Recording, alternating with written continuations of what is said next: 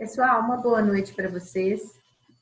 Eu espero que vocês hoje tirem bastante proveito da nossa aula. A gente vai continuar, né, na teoria psicanalítica. E vocês vão observar que eu coloquei lá alguns algarismos, alguns numerais na frente, né, da teoria. Então, foi a aula 1, a aula 2 e hoje é a aula 3, né, da teoria psicanalítica. Então, hoje nós vamos ver a dinâmica, né, da personalidade segundo a teoria psicanalítica. Então, a aula hoje vai ser sobre os mecanismos de defesa, tá ok? Eu vou explicar para vocês, então, o que seria isso. Vamos lá.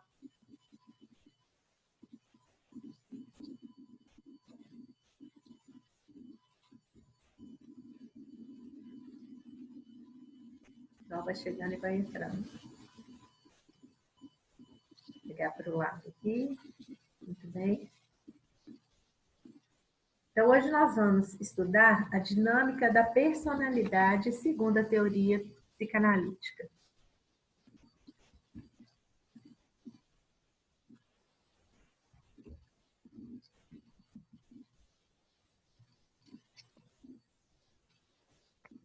A teoria psicanalítica é uma teoria do desenvolvimento da personalidade, né? Isso aqui para a gente relembrar que ao longo de toda a nossa vida a gente vai construindo a nossa personalidade, aquilo que nós falamos na primeira aula, aquela persona, aquilo que eu sou, aquilo que eu mostro, né, para as pessoas que eu sou.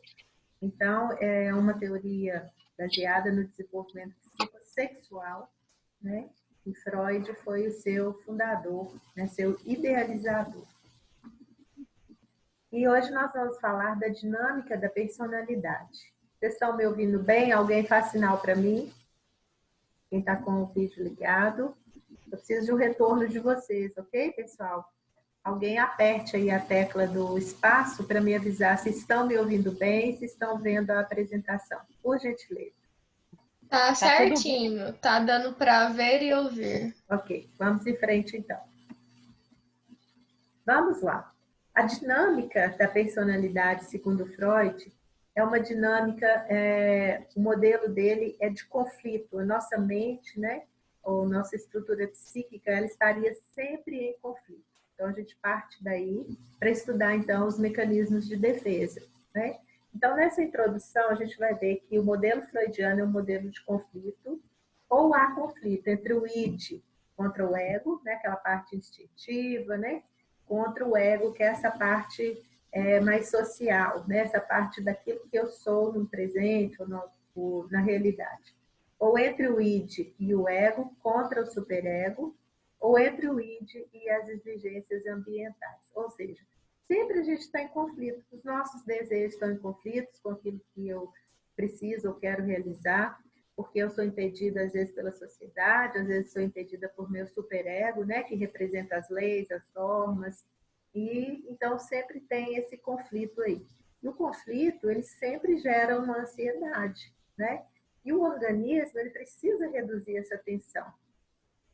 E para ele reduzir, né, para conseguir, então, reduzir essa tensão, diminuir a ansiedade, né, que nos causa mal, né, em certa medida, quando ela é muito aumentada, o ego, né, essa instância que é regida pelo princípio da realidade, ele vai utilizar, então, os mecanismos de defesa que são inconscientes, né? A gente não sabe que a gente está usando, né? Mas a gente está se defendendo através de um mecanismo desse. Então, a gente vai conhecer hoje, né, quais são esses mecanismos que nós usamos, né, para nos defendermos dos conflitos, da ansiedade que é gerada pelos conflitos. Vamos lá. Então, vamos ver o que significa isso. Os mecanismos de defesa. O ego que protege a personalidade contra uma ameaça ruim. Para isso, utiliza-se dos chamados mecanismos de defesa. Todos esses mecanismos podem ser encontrados em indivíduos saudáveis e sua presença excessiva é, via de regra, indicação de possíveis sintomas neuróticos ou, em alguns casos extremos, sintomas psicóticos.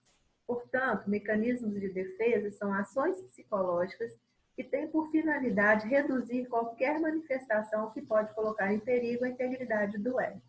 Então, eles nos ajudam, né, a não desintegrarmos, vamos dizer assim, né, o nosso ego.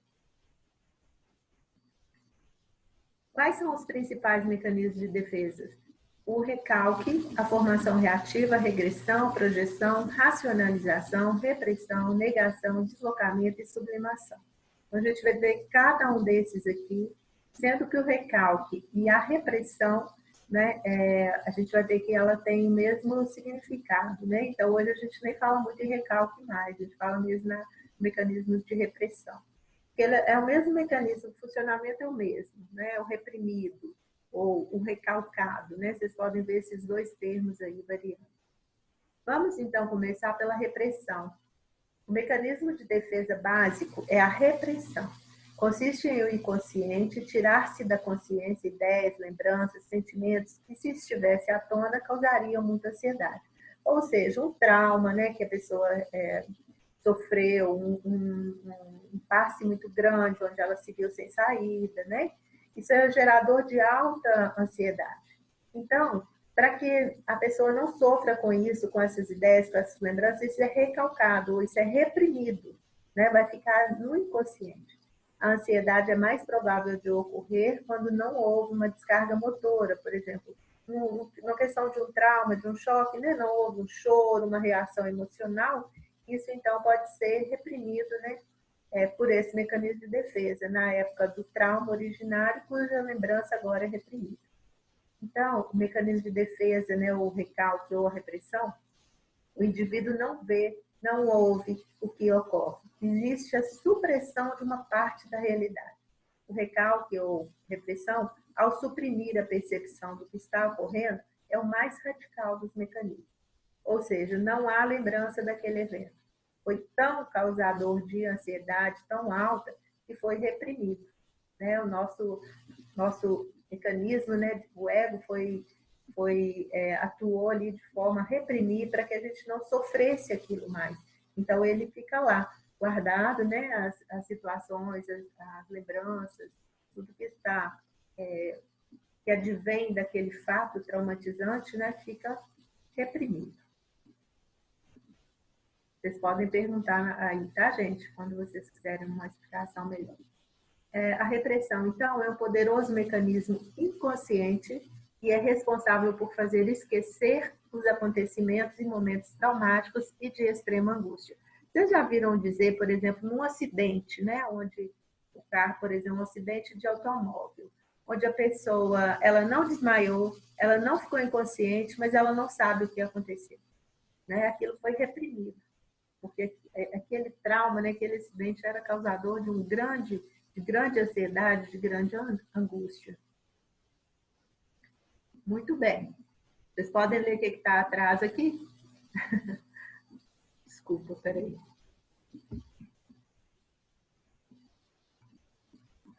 Bom, o segundo mecanismo de defesa que nós vamos estudar aqui é um mecanismo bem primitivo, que consiste em explicitamente negar o fato que ocorreu.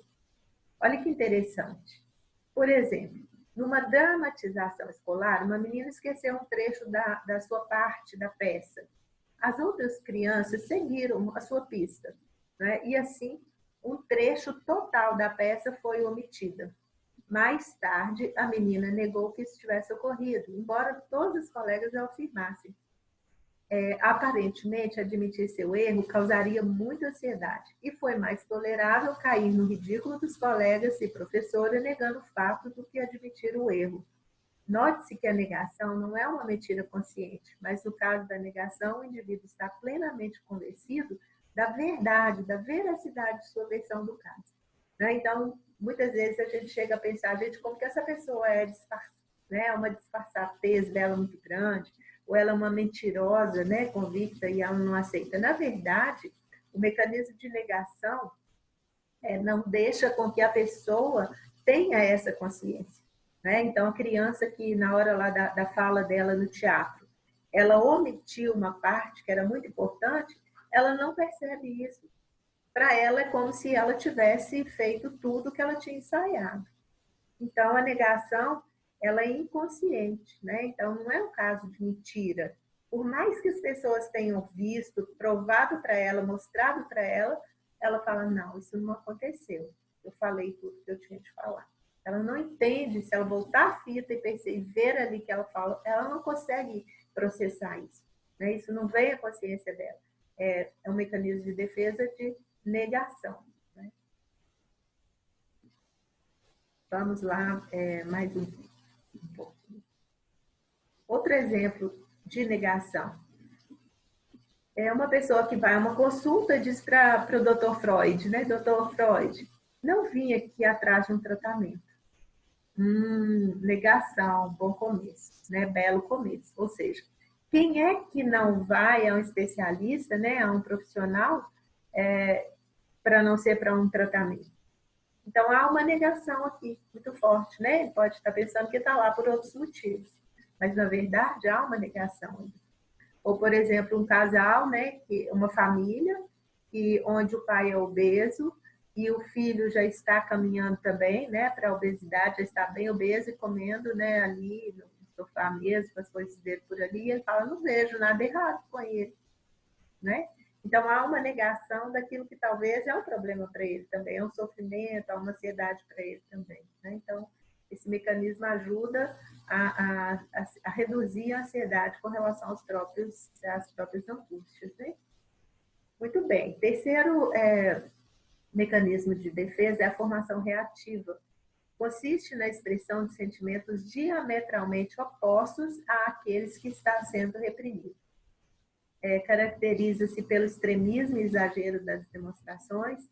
Por exemplo, uma pessoa que no fundo odeia outra pode manifestar expressões de extrema delicadeza e protestos veementes de amizade que, pelo seu exagero, soam falsos. Vocês já viram isso? Fala, nossa, gente, é uma pessoa tão amável, nesse caso aqui, desse exemplo, né? É tão amável, gosta de elogiar, gosta de abraçar e tudo, mas parece que é falso, né? Então, a expressão talvez natural, primordial, primária ali que existia, poderia ser de rejeição às pessoas, né? De não gostar de uma certa pessoa. Mas, no fundo, ela utiliza-se da formação reativa que faz com que ela haja diametralmente o oposto. Ou seja, eu não gosto, mas eu vou demonstrar muito amor, né? Então, isso a gente chama de formação reativa. Por exemplo, pessoas que têm algumas dificuldades com crianças, que não têm paciência para criança, que não gosta de criança, né? E, de repente, vai ser uma professora da educação infantil. Né? Isso aí a gente pode dizer até que talvez, né, seja uma formação reativa, para poder se defender de tanta angústia, né, que causa o problema, o fato lá, que foi difícil, né, que foi traumatizante. Então, uma formação reativa, aí há uma forma de inversão. Esse mecanismo substitui comportamentos, sentimentos que são opostos ao desejo real, né? Ou seja, é uma inversão clara, exagerada e, em geral, é inconsciente do desejo, né? Meu desejo é de bater numa criança, mas eu vou fazer carinho, eu vou cuidar, eu vou ensinar. Em uma pessoa com comportamentos homofóbicos, por exemplo, que, na verdade, sente-se atraído por pessoas do mesmo sexo. Então, ele não suporta a angústia, a ansiedade que isso gera, né? De desejar uma pessoa do mesmo sexo, então ele faz campanha contra, né? Então, ele coloca lá a plaquinha, uma charge interessante, ela coloca, né? Orgulho de ser hétero. E a pessoa pergunta, por quê? Você está fazendo muito esforço para ser hétero? Porque, na verdade, né? Talvez você seja homo, né? Homoafetivo. Então, a formação reativa, ela pula, né? Vamos dizer, há uma inversão totalmente oposta àquilo que é a verdade, aquilo que é o sentimento original. Um outro mecanismo de defesa que a gente encontra também é a projeção. Ela baseia-se no fato de que é mais fácil tolerar afeto negativo nos outros do que no eu próprio, né? No próprio eu. É o caso de uma pessoa que, odiando a outra e lhe sendo inaceitável, né? Ser portadora de tal agressividade, imagina que a odiada e perseguida é ela mesma, e não a que realmente é. Né? Por exemplo, dois irmãos, né? Que um irmão, normalmente o irmão mais velho, pode acontecer isso, né? De ter um ciúme assim, muito grande do irmão menor. Mas ele coloca tudo no irmão menor. que o irmão menor é aborrecido, que ele é agressivo, que ele é isso, que ele é aquilo, né? Então, é o uso da projeção. Você projeta no outro aquilo que vai dentro de si, mas que você não pode atribuir a si mesmo, porque nem isso causaria um grande sofrimento, um grande incômodo, né? Então, na charge, quando esse comportamento, né, é exagerado, quando o uso desse mecanismo de defesa ele é muito constante, né, a gente pode ver até que é um comportamento paranoide, né? Você não podendo dar conta do que está dentro de você, você projeta no outro. Então, olha a charge que a gente tem aqui, né? A projeção. Né? A menina mostra um vidro e coloca assim, olha, o rótulo mostra os ingredientes de um produto. E o menino, né, ele vai falar, o Armandinho fala assim, já quem põe rótulo nas pessoas, mostra os ingredientes de si mesmo. Conseguem perceber, então, como age, como que é a dinâmica do mecanismo de defesa de projeção? Né? Então, ou seja, a culpa é minha e eu coloco em quem eu quiser. Né? A gente ouve isso muito, isso é projeção. Né? É um mecanismo de defesa para conflitos, para sofrimentos, para angústias, né? que podem estar aí dentro. Tem até uma frase muito interessante, né, que eles atribuem a Freud, que diz o seguinte: quando Pedro me fala de Paulo, eu sei mais de Pedro do que de Paulo. Olha que interessante. Porque as pessoas falam aquilo que vai dentro delas, né? E pode estar projetando aquilo em outra pessoa. Ok? Olha aqui as mãos nessa essa escultura, né? Ela representa bem a questão da projeção, as mãos que apontam, né, para o outro. Uma forma de colocar sentimentos internos no mundo externo, consistindo no fato de atribuir a uma pessoa, animal ou objeto as qualidades, sentimentos ou intenções que se originam em si próprio. Então, um exemplo, acusar veementemente alguém de desonesto, quando, na verdade, aquele que acusa tem uma postura desonesta, né? Porque o que seria ideal, né, que se eu sou uma pessoa desonesta, que eu não aponte a desonestidade nos outros, porque isso é um defeito, né, e eu tenho ele em mim. Mas a pessoa, na projeção, você não admite aquilo em você, você coloca aquilo no outro, projeta no outro. Muito bem. O quinto mecanismo de defesa é a racionalização. O que significa racionalizar? Né? Razão, que vem da razão, né? Que vem daquilo que é racional, com o uso da razão. Então, consiste em inventarem-se explicações para justificar as ações. É uma explicação que não é exata nem muito convincente, mas da qual o sujeito está convencido. Então, quando você usa de muitas justificativas, de muitas explicações, né, racionais, você usa mais as ideias para provar para o outro que você está certo, ou que aquilo aconteceu, né? Então, é um processo de achar motivos lógicos e racionais aceitáveis para o pensamento e ações inaceitáveis, arrumar desculpas que justifiquem o comportamento. Quantos de nós não nos pegamos fazendo isso? Né? É um mecanismo de defesa chamado racionalização. Então, olha só, quando uma pessoa conversa com a outra e diz, esqueceu como ele gritou e levantou a mão para bater em você? Né? E ela vai racionaliza e diz, ele nem gritou tanto. E a mão, bem, ele levantou para desligar o forno. Né? Conseguem compreender como é que esse mecanismo está agindo aí? Porque se ela, né, se essa pessoa que está sendo agredida, ela admite sim, né, ele gritou comigo e ele levantou a mão, né, no gesto de agressão, e eu não sei o que fazer com isso, né? Ou eu sofro muito, ou sou dependente, é o que acontece muito, né, nas relações. Então, o mecanismo de racionalização, ele vem para ajudar, né, a não entrar em contato com todo esse sofrimento aí. Aqui e várias outras questões, né? No trabalho, isso acontece muito, né? Por exemplo, um líder, um chefe, né, que cobra algumas coisas, né, algumas posturas, algumas ações que a pessoa fez que não foram adequadas, e a pessoa começa a justificar, né, a querer encontrar, a buscar justificativas, encontrar respostas que justifiquem aqueles comportamentos. Bom, um outro mecanismo de defesa, um sexto mecanismo, é a fixação.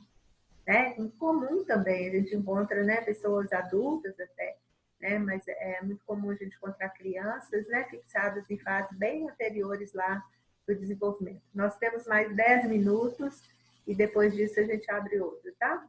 Significa permanecer no estágio primitivo de desenvolvimento. Então, a fixação implica a parada do comportamento em alguma fase do processo de desenvolvimento. A fixação pode abranger uma variedade de diferentes comportamentos sociais, emocionais, intelectuais, né? Por exemplo, um exemplo clássico, né, de uma fixação é dormir com uso de pelúcia na idade adulta. Ou seja, aquilo que trouxe conforto, né, segurança, bem-estar lá na infância, né, nos primeiros anos de vida, ele é utilizado até agora, né, na vida adulta. Então, a gente pode dizer que talvez esse comportamento seja uma fixação, né? Voltar a um estágio primitivo do desenvolvimento, onde a pessoa se sentia muito feliz, né? Ou também com algum tipo de problema ali, né? Envolvendo muitos problemas, que a pessoa fica fixada naquele estado, né? A fixação está relacionada com a regressão, uma vez que a probabilidade de uma regressão a um determinado estágio do desenvolvimento aumenta se a pessoa desenvolveu uma fixação nesse estágio. Ou seja, a fixação ela está relacionada a um outro tipo de mecanismo de defesa, que é a regressão, que é o retorno a uma fase inicial do desenvolvimento. E fixar é estar parado lá, como se fosse possível fixar em uma época onde, né, ou foi muito confortável, um bem-estar muito grande, ou foi também conflituosa, né, e a pessoa não avançou nisso aí. Por exemplo, consiste em voltar no estágio primitivo do desenvolvimento, uma criança de 8 anos voltar a urinar na cama, pedir mamadeira, isso é muito comum, né? Quando a regressão, agora a gente falando da regressão, né? A gente fala assim, não, meu menino, eu ganhei neném e ele regrediu. Regrediu como? Voltou a querer mamar na mamadeira, querer botar chupar chupeta, tá chorando à noite, querendo ir para minha cama, né? A gente ouve isso muito dos pais. E tem até um exemplo recente, né, de uma novela que eu assisti aí os últimos capítulos, e tinha um jogador de futebol, achei interessante, né, que ele chupava chupeta, e na hora dele fazer o gol lá para o time ganhar, ele ouviu uma pessoa chamando ele de chupeta, né, falando no ouvido dele, parece que foi assim.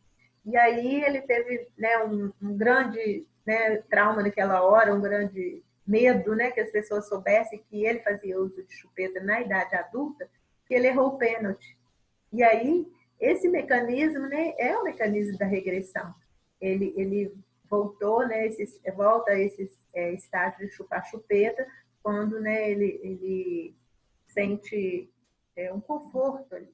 Então, há uma regressão. O nono mecanismo de defesa é o deslocamento. Consiste em deslocar o sentimento ou a ação para outro objeto que não o objeto original. Por exemplo, se o pai é o objeto original que causou frustração, o indivíduo pode reprimir isso. Ou seja, eu não posso odiar meu pai, né? Não posso ser agressivo com meu pai porque ele é meu pai, mas ele me causou uma frustração. Então, ele pode manifestar, né? Ele pode reprimir isso e manifestar a agressividade que causaria a ele uma grande ansiedade em relação a outros objetos, ou ao tio, ao professor, deslocando assim a agressividade. Ou às vezes a um animal, né, de estimação, a gente vê isso muito, né? Ou às vezes quebrar objetos. Então, esse mecanismo de defesa, ele chama deslocamento.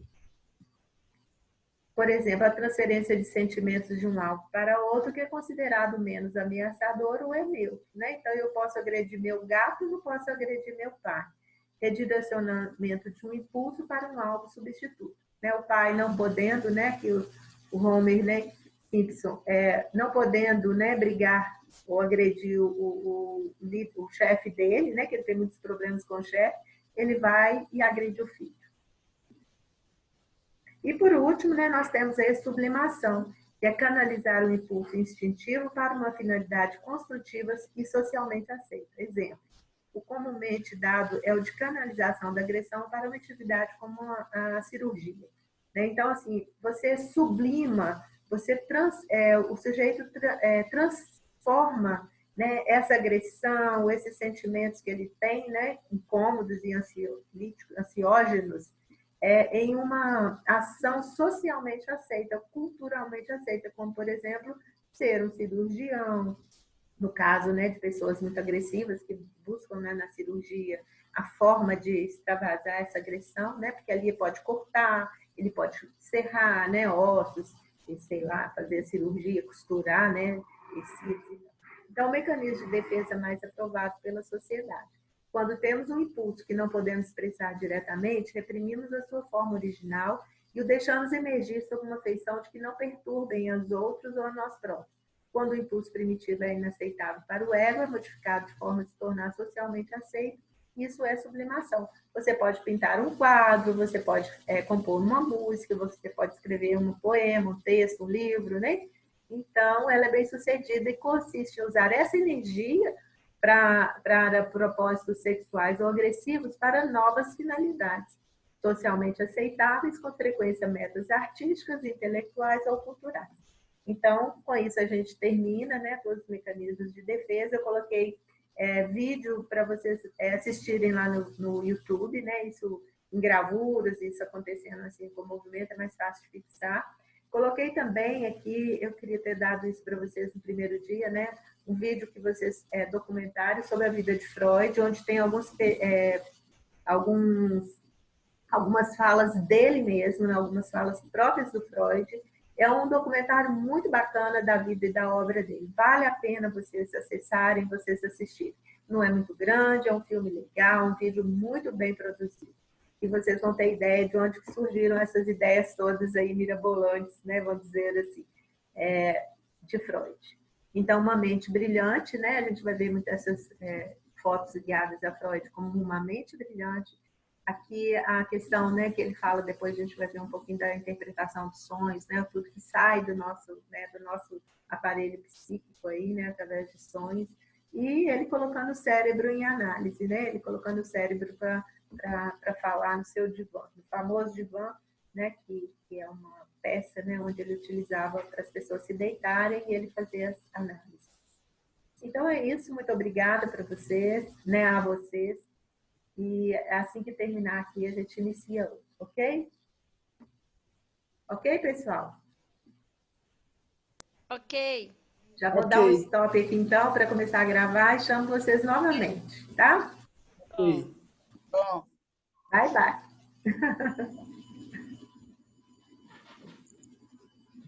Terminando aqui.